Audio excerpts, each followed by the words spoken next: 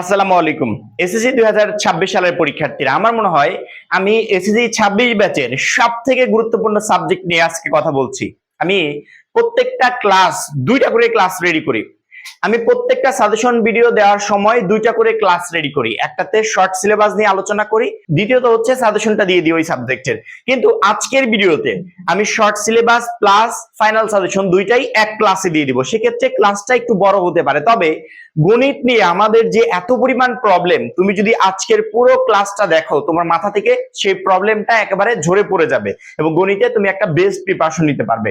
আমি 2023 সালের পরিসংখ্যান যদি হিসাব করি, যেই টোটাল ফেল গুলো আসছিল বা যেই টোটাল পরিমাণ রেজাল্ট খারাপ হয়েছে, তার ভিতর সব থেকে বেশি খারাপ হয়েছিল গণিতে। অর্থাৎ এই গণিতের জন্যই আমাদের রেজাল্টের উপর বড় রকমের একটা খারাপ ইফেক্ট পড়েছে। আমি যদি 24-এর পরিসংখ্যান হিসাব করি, আমাদের যে টোটাল সাবজেক্ট গুলোতে ফেল আসছে তার ভিতর অধিকাংশই ফেল করেছে গণিতে, এবং যে সাবজেক্ট গুলোতে রেজাল্ট খারাপ হয়েছে তার ভিতর অধিকাংশই ছিল গণিতে। আমি যদি 25 সালের পরিসংখ্যান হিসাব করি, 6 লক্ষ প্লাস শিক্ষার্থী ফেল।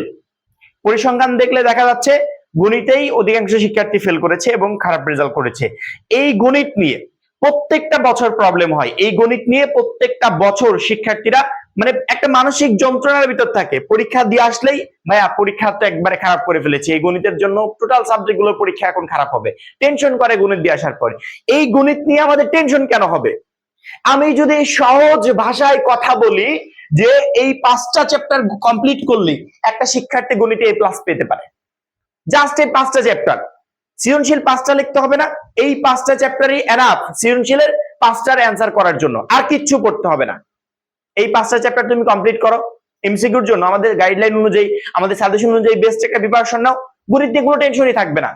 আমরা টোটাল বিষয়গুলোকে একবারে হজবরল করে ফেলি, তার পরবর্তীতে সেই প্রিপারেশন নিয়ে পরীক্ষার হলে যাই, যেখানে গণিতে আমি প্রচন্ড পরিমাণ খারাপ রেজাল্ট করি। অনেকের এমনটা হয়ে যায় সবগুলো সাবজেক্টে ভালো, গণিতে ফেল চলে আসছে।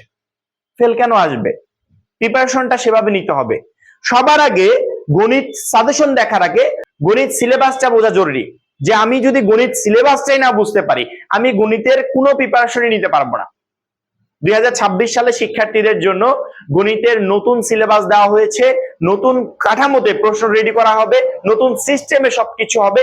সেক্ষেত্রে এই নতুন সিস্টেমটা আগে মাথার ভিতর ঢুকাবো, তারপরে সেই সিস্টেম অনুযায়ী আমরা পরীক্ষার জন্য প্রিপারেশন নিব। সাজেশন দেওয়ার আগে আমরা সিলেবাসটা একটু বুঝতে চাই যে আসলে আমাদের কোন সিলেবাসে পড়াশোনাটা করতে হবে। সিলেবাস না বুঝলে প্রিপারেশন নিয়ে কোনো লাভ নাই। প্রথমত আমাদের টোটাল 4টা বিভাগ থাকবে, যেখানে আমাদের প্রশ্ন হবে এরকম যে সৃজনশীলে 50, তার মানে 5 সেট প্রশ্নের অ্যান্সার করতে হবে। সংক্ষিপ্ত 20। সংক্ষিপ্ত প্রশ্ন কিন্তু আগে ছিল না। সংক্ষিপ্ত প্রশ্ন আগে ছিল না। 2026 সালের জন্য নতুন সিলেবাসে এটা ইনক্লুড করা হয়েছে যে একটা শিক্ষার্থী সংক্ষিপ্ত প্রশ্ন থাকবে যার উপর থেকে নাম্বার থাকবে 20। পরবর্তীতে বহু নির্বাচনী 30 ছিল, 30ই থাকবে। আমাদের টোটাল 4টা বিভাগ থাকবে। এই 4টা বিভাগের ক বিভাগ, খ বিভাগ, গ বিভাগ এবং ঘ বিভাগ। ক বিভাগ বীজগণিত থেকে 2টা প্রশ্ন আসবে, খ বিভাগ জ্যামিতি থেকে 2টা প্রশ্ন আসবে, গ বিভাগ ত্রিকোণমিতি ও পরিমিতি থেকে 2টা প্রশ্ন আসবে, ঘ বিভাগ পরিসংখ্যান থেকে 2টা প্রশ্ন আসবে। এই টোটাল 8 সেট সৃজনশীল প্রশ্ন আমাদের পরীক্ষায় আসবে। শিক্ষা বোর্ডের তথ্য মতে বা তোমাদের শর্ট সিলেবাস অনুযায়ী সেখানে ক্লিয়ার করে বলা হয়েছে যে প্রত্যেকটা বিভাগ থেকে বাধ্যতামূলক একটা করে প্রশ্নের অ্যান্সার করতে হবে। মোট 5টা প্রশ্নের অ্যান্সার, আর একটা বাদ থাকলো না, ওই একটা তুমি যে কোনো পার্ট থেকে করতে পারো। কোন শিক্ষার্থী যদি পরিসংখ্যানের দুইটারই উত্তর করে, আমাদের কাছে সব থেকে সহজ কি? পরিসংখ্যান। পরিসংখ্যানের যদি দুইটাই উত্তর করো, কোনো প্রবলেম নাই। 2টা পরিসংখ্যান থেকে উত্তর করবে, আর একটা ত্রিকোণমিতি পরিমিতি থেকে, 3টা। এখান থেকে একটা, এখান থেকে একটা, 4টা 5টা, এই টোটাল 5 সেটের অ্যান্সার করে দিয়ে আসবে। 50 নাম্বারের 1 নাম্বারও কি কেউ কাটতে পারবে? 1 নাম্বারও কেউ কাটতে পারবে না। গণিতই একমাত্র সাবজেক্ট যেখানে 100তে 100 পাওয়া সম্ভব। সেটা কিভাবে? সৃজনশীল লেখার উপর থেকে নাম্বার কাটার অপশন নাই, কাটাকাটি হলে নাম্বার কাটার অপশন নাই। আমি যা লিখবো সেটা যদি সঠিক হয়, ম্যাথগুলো যদি সঠিক হয়, সেখানে আমি পুরো নাম্বার পাবো। অর্থাৎ নাম্বার কাটার কোনো অপশন নাই। একমাত্র সাবজেক্ট গণিত যেখানে আমি 100তে 100 তুলতে পারি, এবং তোমাদের এই 100 তোলার জন্য আজকের এই ক্লাসটা এনাফ। এই ক্লাসের তথ্য মতে, এই ক্লাসের যে সাজেশন গুলো দিচ্ছি সেই অনুযায়ী পড়তে পারো, তুমি প্রি টেস্টেও ভালো রেজাল্ট করতে পারবে, টেস্টেও ভালো রেজাল্ট করতে পারবে, ফাইনাল পরীক্ষাতেও মাস্ট বি এই একটাই সাজেশন দিয়ে তুমি বেস্ট একটা রেজাল্ট করতে পারবে। ঠিক আছে? পরবর্তীতে সংক্ষিপ্ত প্রশ্ন, ওই যে বললাম না উপরে যে সংক্ষিপ্ত প্রশ্ন থেকে 20 থাকবে। সংক্ষিপ্ত প্রশ্ন টোটাল আসবে 15টা। যেখান থেকে আমাদের উত্তর করতে হবে 10টা। প্রত্যেকটা প্রশ্নের নাম্বার থাকবে 2 করে, যেখানে 10টা প্রশ্ন থেকে আমাদের 20 নাম্বার থাকবে। 10টার অ্যান্সার করতে হবে 15টা থেকে। 10টা প্রশ্ন আমি সঠিকভাবে অ্যান্সার করতে পারলে এখান থেকে 20 নাম্বার পাবো। এই হচ্ছে আমাদের টোটাল শর্ট সিলেবাসটা। এবার আমরা তোমাদের ফাইনাল সাজেশনটা দিয়ে দিই যে কোন সাজেশন অনুযায়ী তোমাকে পড়তে হবে। এই মুহূর্তে বোর্ডে যে চ্যাপ্টার গুলো লেখা আছে এর ভিতর থেকে অনেকে বলতে পারো ভাই অনেকগুলো চ্যাপ্টার স্কিপ আছে, অনেক চ্যাপ্টার নাই, যেমন বাস্তব সংখ্যা নাই, এরকম অনেক চ্যাপ্টার নাই, স্কিপ আছে। আমি এই বোর্ডে শুধুমাত্র ওই চ্যাপ্টার গুলোকে লিখেছি যে চ্যাপ্টার থেকে 2026 সালে প্রশ্ন আসবে বা 2026 এর জন্য যে চ্যাপ্টার গুলো সব থেকে গুরুত্বপূর্ণ। তুমি বীজগণিত অংশে যেহেতু আমাদের 2টা প্রশ্ন আসবে, লিখতে হবে একটা। পরিসংখ্যান থেকে যদি 2টার উত্তর করো তাহলে বীজগণিত অংশে তোমাকে একটারই উত্তর করতে হবে। যদি বীজগণিত অংশ থেকে 2টার উত্তর করো, পরিসংখ্যান থেকে একটার করতে হবে, আর তোমার সবগুলো পার্ট থেকে একটা একটা করেই করতে হবে, 2টা করার অপশন নাই। বীজগণিতে আমাদের যে টোটাল 3টা চ্যাপ্টার দিয়েছি আমরা, এখানে হচ্ছে 3 হবে, বীজগণিতের রাশি হচ্ছে 3, এখানে 3 হবে, আর এটা হবে হচ্ছে 11 বীজগাণিতিক অনুপাত।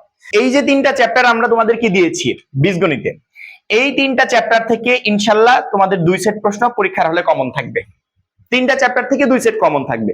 এখন তুমি যদি মনে করো যে ভাই আমার টার্গেটই এমন যে আমি পরিসংখ্যান থেকে 2টারই অ্যান্সার করব, আর বীজগণিত অংশ থেকে আমি যে কোনো একটা প্রশ্নের অ্যান্সার করব, সেক্ষেত্রে আমি বলবো 3টা অধ্যায় পড়ার দরকার নেই, তুমি জাস্ট 2 আর 3 পড়ে যাও, এনাফ।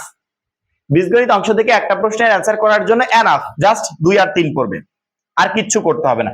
বীজগণিত অংশে তোমার টোটাল প্রবলেমটা সলভ হয়ে যাবে। আর যদি মনে করেন না ভাই আমি বীজগণিত অংশ থেকে 2টার অ্যান্সার করব, তাহলে তুমি 2, 3, 11 3টা অধ্যায় পড়বে, ইনশাআল্লাহ 2টার অ্যান্সার তুমি সহজেই করতে পারবে। পরবর্তীতে আমাদের খ জ্যামিতি, 2টা প্রশ্ন আসবে, যে কোনো একটার অ্যান্সার করতে হবে। জ্যামিতির জন্য আমরা 7 এবং 8 দিয়েছি, ব্যবহারিক জ্যামিতি এবং বৃত্ত।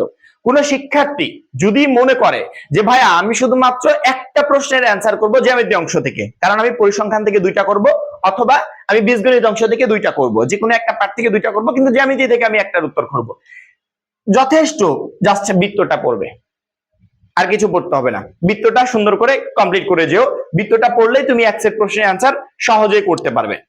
আর যদি মনে করো আমি 2টারই উত্তর করব, সেক্ষেত্রে 7 এবং 8 2টা চ্যাপ্টারই তুমি সুন্দর করে পড়ে যেও। কোন শিক্ষার্থী যদি মনে করে যে ভাইয়া আমি ত্রিকোণমিতি ও পরিমিতি থেকে একটা প্রশ্নের উত্তর করব, আমি অন্যান্য 3টা পার্টের যে কোনো একটা পার্ট থেকে 2টা করতে চাই, শুধুমাত্র ত্রিকোণমিতি ও পরিমিতি থেকে আমি একটা করব, এতটুকু আমি কনফার্ম, সেক্ষেত্রে তোমার অতিরিক্ত কিছু পড়ার প্রয়োজন হবে না, তুমি জাস্ট ত্রিকোণমিতি কোনো পাঁচটা পড়ে যাবে, আর কিচ্ছু করতে হবে না, এই একটা মাত্র চ্যাপ্টার পড়লেই হবে। সাজেশনটা কিন্তু একেবারে সহজ, আমাদের গণিতে অতিরিক্ত এক গাদা চ্যাপ্টার পড়ার কোনো প্রয়োজন নাই, কিছু চ্যাপ্টার পড়ে যাব, যেগুলো এনাফ এই 5টা সৃজনশীল প্রশ্ন কমন পাওয়ার জন্য। তুমি জাস্ট ত্রিকোণমিতি কোনো পাঁচটা পড়ে যাও, যথেষ্ট, আর কিছু পড়তে হবে না, এক সেট প্রশ্নের অ্যান্সার তুমি সহজে ইজিলি করতে পারবে। এবং আমি যে চ্যাপ্টার গুলোর কথা বলছি, এই চ্যাপ্টার গুলো পড়ার পর যে তুমি 5টার 5টাই কমন পাবে এমনটা, তুমি 6টাও কমন পেতে পারো, যেখান থেকে 5টার অ্যান্সার তুমি সহজেই করতে পারো। এখন আমি তো টোটাল বিষয়টা তোমাদের কাছে বিস্তারিত খুলে বললাম, তুমি কোন চ্যাপ্টার গুলো পড়বে বা কিভাবে পড়বে এটা এখন তোমাকে ডিসাইড করতে হবে, যে ভাইয়া ওই চ্যাপ্টারটা আমার কাছে অতিরিক্ত সহজ, বা ওই পার্টটা ক বিভাগ খ বিভাগ আমার কাছে অতিরিক্ত সহজ, আমি এখান থেকে 2টার অ্যান্সার করবো, বা পরিসংখ্যানটা আমার কাছে সহজ, আমি প্রথমে গিয়ে খাতায় আগে পরিসংখ্যান 2টার অ্যান্সার করব, এটা এখন তোমার বিষয়। পরবর্তীতে আমরা যদি পরিসংখ্যান নিয়ে কথা বলি, এটা তো অলরেডি প্রথমেই আলোচনা করেছি, 2টা প্রশ্ন আসবে, আমি চাইলে 2টারই অ্যান্সার করতে পারবো। গণিতের সব থেকে সহজ বিষয় যদি কিছু থাকে সেটা হচ্ছে পরিসংখ্যান, আমি 2টারই অ্যান্সার করব পরিসংখ্যান থেকে। পরবর্তীতে অন্যান্য পার্টগুলো থেকে বীজগণিত থেকে একটা করব, জ্যামিতি থেকে একটা করব, ত্রিকোণমিতি পরিমিতি থেকে একটা করব, পরিসংখ্যান থেকে 2টা করব, 5 সেট প্রশ্নের অ্যান্সার শেষ। আর কোনো ঝামেলা আছে? কোনো ঝামেলা নেই। গণিতের সাজেশনটাকে এইভাবে রেডি করো, তুমি পরীক্ষায় পাস করতে চাও, মিনিমাম 5টা করতে চাও, সেক্ষেত্রে এখানে আমরা যে 5টা চ্যাপ্টার দিয়েছি, এই 5টা চ্যাপ্টারের ভিতর তুমি যে কোনো 4টা চ্যাপ্টার পড়ে যাও, যে কোনো 4টা চ্যাপ্টার পড়ে যাও, সেখান থেকে তুমি ভালো মতো 5 মার্ক তুলতে পারবে। আমি যদি 3টা চ্যাপ্টারও দিই এখান থেকে, তারপরে তুমি 5 মার্কটা তুলতে পারবে। কিন্তু আমাদের কারোরই টার্গেট যেন পরীক্ষায় পাস করা না হয়, কারণ কি তুমি যদি পাস করার প্রিপারেশন নিয়ে পরীক্ষার হলে যাও, সেক্ষেত্রে আমি এতটুকু গ্যারান্টি দিয়ে বলতে পারি নির্ঘাত তুমি ফেল করবে।